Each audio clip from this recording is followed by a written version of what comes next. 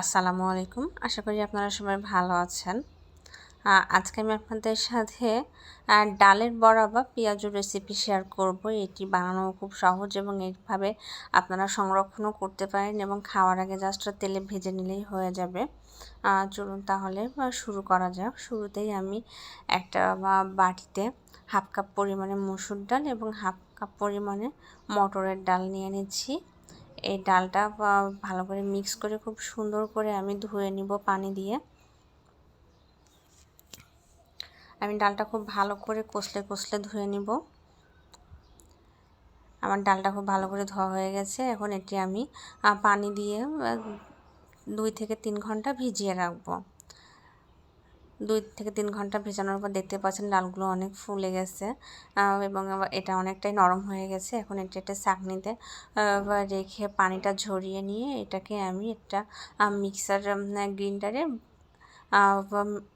Mix করে নেব বা গ্রাইন্ড করে নেব।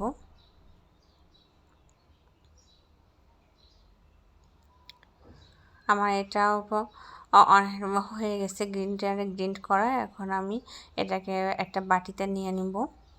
আর এখান থেকে আমি কিছু পরিমাণ ডাল উঠিয়ে রাখবো এবং ফ্রিজে সংরক্ষণ করব। জাস্ট ভাজার আগে আপনি বাকি উপকরণ দিয়ে মিক্স করে নিয়ে এটা তেলে ভাজতে পারেন।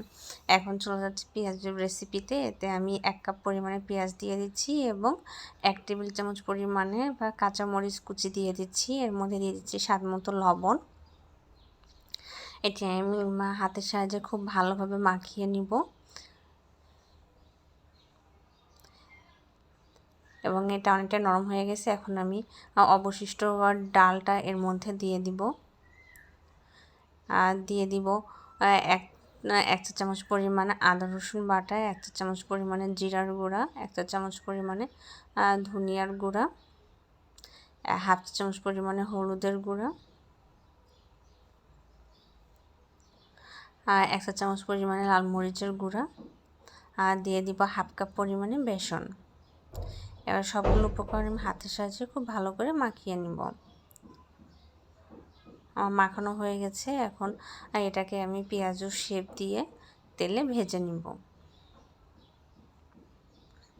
এজন্য আমি কড়াইয়ে তেল দিয়ে দিচ্ছি এবং তেলটা গরম হলে আমি এগুলো পেঁয়াজগুলো দিয়ে দিব।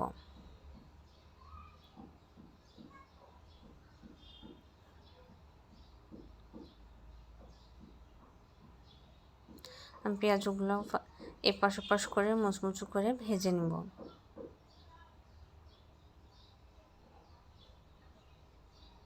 আর এই পর্যায়ে চুলার আঁচটা আমি মিডিয়ামে রাখবো, খুব বেশি হাই ফ্লেমে দিব না, তাহলে এটা পুড়ে যাওয়ার সম্ভাবনা থাকবে।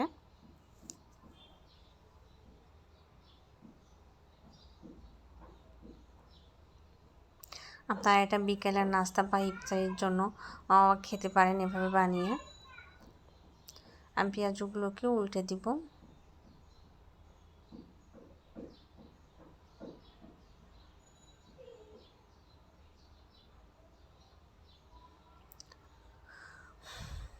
পেঁয়াজগুলো ব্রাউন কালার হয়ে গেছে। এখন আমি এগুলোকে উঠিয়ে নেব।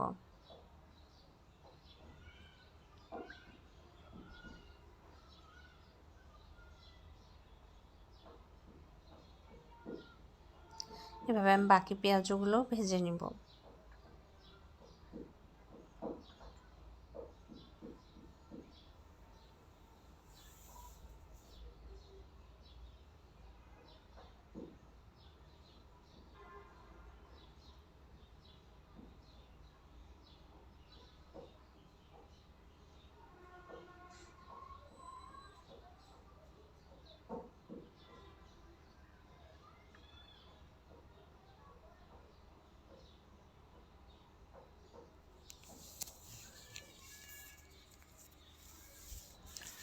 পেঁয়াজগুলো উল্টে পাল্টে খুব ভালো করে ভেজে নেব এবং আমার সবগুলো পেঁয়াজই মোটামুটি ভাজা হয়ে গেছে।